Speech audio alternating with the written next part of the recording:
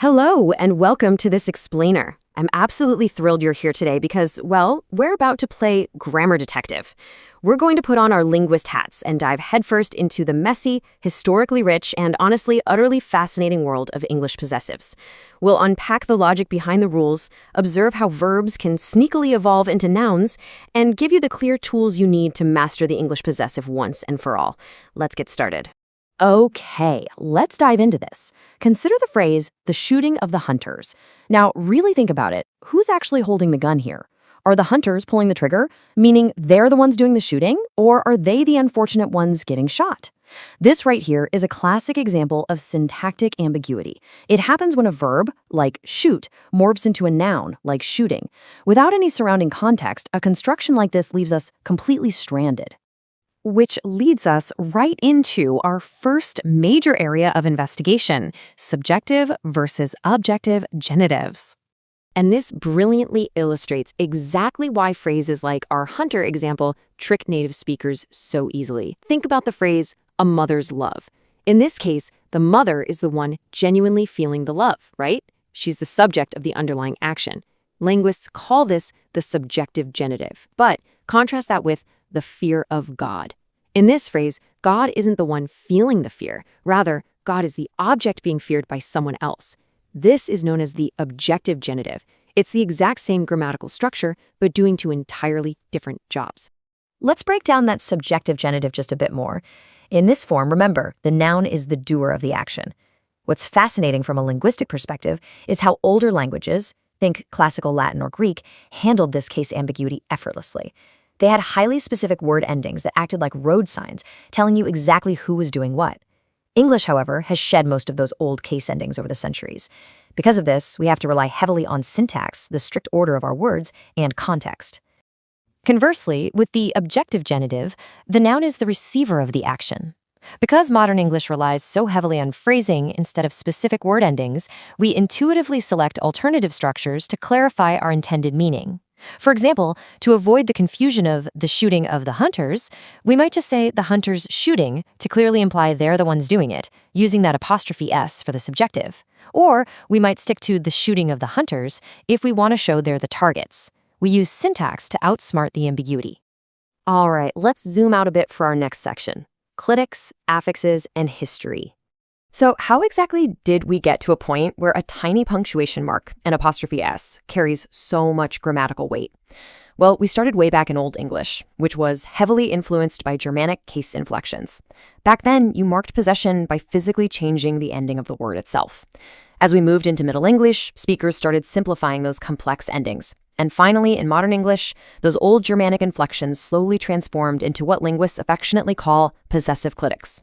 But what exactly is a clitic anyway? Think of it as a grammatical barnacle. It's an element positioned by syntactic rules that doesn't just attach to a single word, it attaches to an entire complex noun phrase. The English apostrophe S is literally the textbook example. Think about the phrase, the man you met yesterday's bicycle. Now, obviously, the bicycle doesn't belong to yesterday. It belongs to the entire post-modifier phrase, the man you met yesterday. The apostrophe S just hangs on to the very right edge of the whole shebang. Now, you might think that's the end of the story, but not all linguists agree. Actually, there's a fierce formal linguistic debate over this tiny little mark. Some argue it's a pure syntactic clitic, attaching to whole phrases just like we discussed. But others, like the prominent linguists Zwicky and Pullum, argue it's actually something called a phrasal affix. They point out that the apostrophe S is sometimes very sensitive to the spelling or sound of the word it attaches to, like how we drop the extra S for plural words that already end in an S. It's a surprisingly deep rabbit hole. To really appreciate how odd English is, it helps to take a cross-linguistic perspective.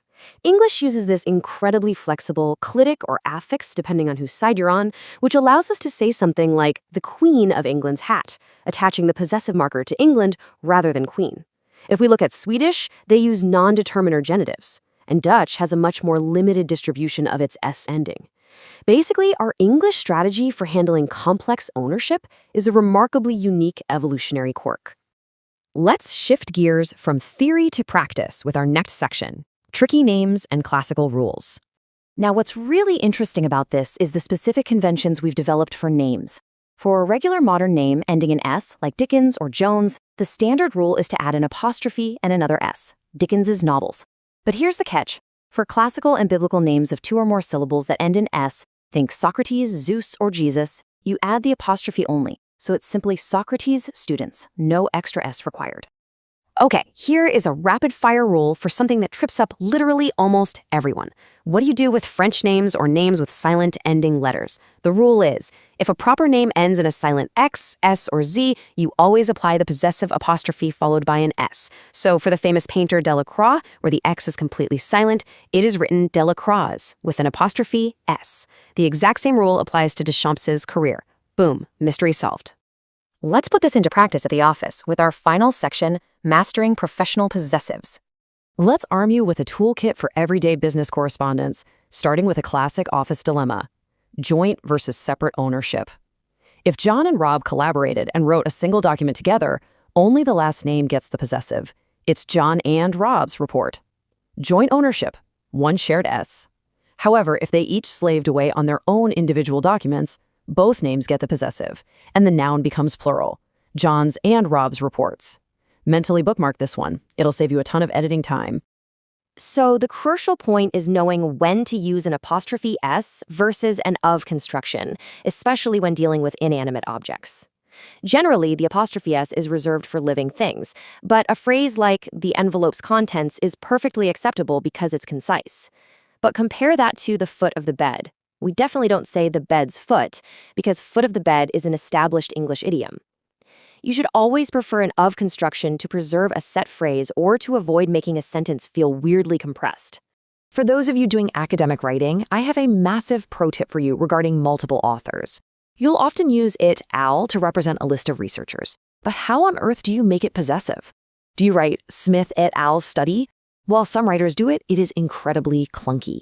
The cleanest, most professional grammatical solution is to simply avoid the possessive entirely. Just rewrite the sentence. Say, Smith et al. Found that, instead of trying to force a possessive onto a Latin abbreviation. Your editors will thank you. Let's move on and see how this builds into one of the absolute quirkiest features of our language, the double genitive. Take a look at the phrase, a friend of Jane's. Notice what's happening. We're using the preposition of, which indicates possession, and we're using the enclitic apostrophe S, which also indicates possession. It seems completely redundant. Yet, it is a perfectly legitimate, standard, and incredibly common English construction that has baffled grammarians since the 18th century. I absolutely love this quote from the legendary grammarian H.W. Fowler regarding this exact double genitive puzzle. He wrote, "It is not easy to explain why such constructions are idiomatic. One can only assert that they are." I think that's such an empowering reminder that sometimes language just isn't perfectly logical. English is historically messy, it's constantly evolving, and sometimes a rule exists simply because, well, that's just the way we naturally speak. Which brings us to a final, slightly provocative thought. We've seen how English shifted from heavy Germanic case endings to these flexible clitics and of constructions. So as our grammar continues to evolve, especially in our fast-paced digital age, what comes next? Will we eventually lose the apostrophe entirely just for the sake of typing speed, or will we invent entirely new syntax to handle our double meanings? It's something to chew on. Thank you so much for being a focused learner and joining me on this deep dive into the English possessive. Keep observing the language around you, and I'll see you in the next explainer.